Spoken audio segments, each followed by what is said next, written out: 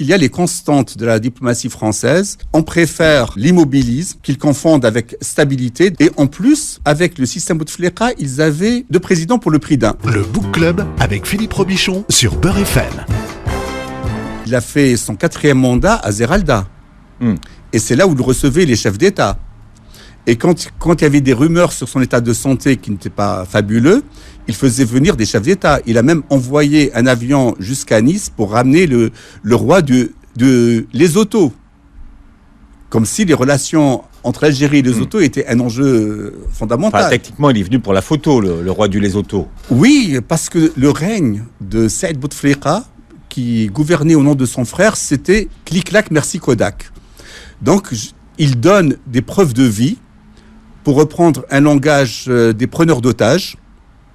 Quand on prend un otage, il faut donner des preuves de vie. Lui, il a pris la présidence en otage, il donne des preuves de vie à son frère. Et le meilleur coup qui a été fait, c'est le 15 juin 2014, je crois, où 2015, où François Hollande s'était rendu pour la seconde fois en Algérie, où il a parlé d'alacrité. Alors oui, le président français est en Algérie. Alors, j'avais justement, ça fait partie des bonnes pages que j'ai cornées. Mais pourquoi François Hollande, qui a quand même oublié de voir les choses, fait une déclaration. Il fait une déclaration sur son entretien avec Bouteflika. Oui. Et qu'est-ce qu'il dit du président qu'il a vu ?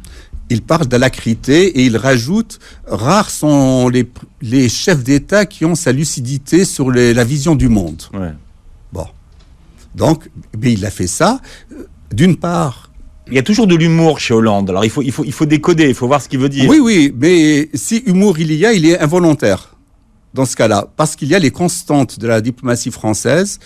On préfère l'immobilisme qu'ils confondent avec stabilité. Ils appellent ça, dans le langage diplomatique, ils appellent ça stabilité. Or, c'est l'immobilisme. On sait à qui on parle. Et en plus, avec le système Bouteflika, ils avaient, comme on dit pour certains shampoings, 2 en 1.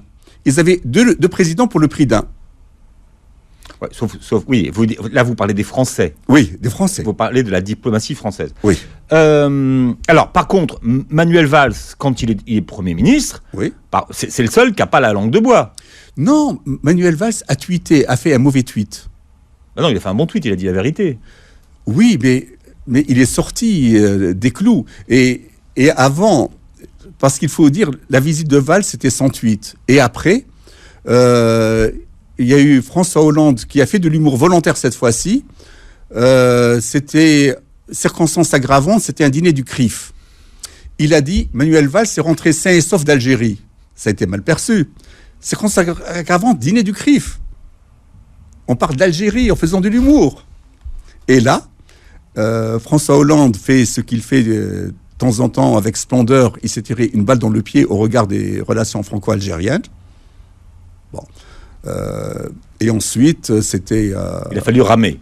Voilà, il a fallu ramer. Et ils ont bien ramé. Ils ont eu des compensations financières. Il y a eu le contrat d'une société du CAC 40 que je nomme pas. Ils ont payé... mais vous dites qu'il y a un backchiche de... 60 millions d'euros. De beaucoup d'argent. 60 millions d'euros. Je peux savoir qui c'est le ministre qui a touché le backchiche ? Il est en prison. Non, mais si vous le savez, il faut le dire, parce que... Vous dites... Il est en prison. Pourquoi je ne le dis pas ? Il n'a pas été jugé sur ça. Il était jugé sur autre chose. Donc, il n'a pas été jugé sur ça. Ça, c'est à la justice algérienne de faire son travail. Ils ont toutes les preuves. Mais il faut aussi dire, dans cette campagne anticorruption, ça me rappelle l'opération main propre italienne, où ils ont décidé que les enquêtes s'arrêtent dès qu'il y a un étranger touché.